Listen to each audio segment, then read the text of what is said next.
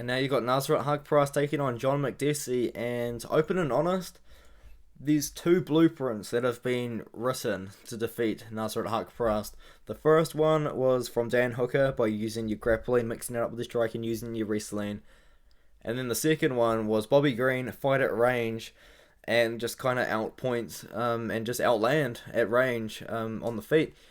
And I don't think that John Makdessi honestly is the guy to pull off that sort of game plan right now. I mean, at 37 years old, he hasn't fought for about a year and a half with a very close split decision win over Ignacio Bahamondes, which has aged very well, to be fair.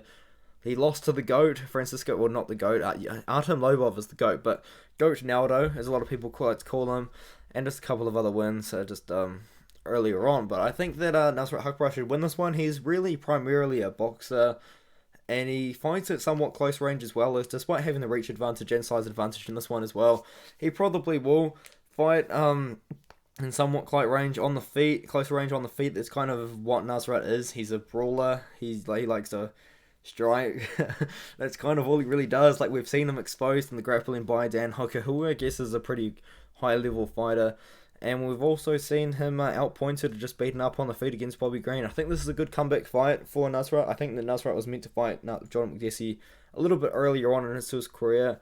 I think straight after Dan Hooker, he wanted to fight Makdessi, or maybe straight before he fought Dan Hooker, he wanted to fight Makdessi. But I do have a lot of respect for Nasrat taking that fight against Dan Hooker on short notice as well, and he had a lot of things going on with his life at the time.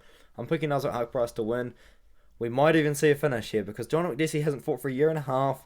He's a little bit smaller than Nasrat, and he's like almost 37. He's 37 years old right now.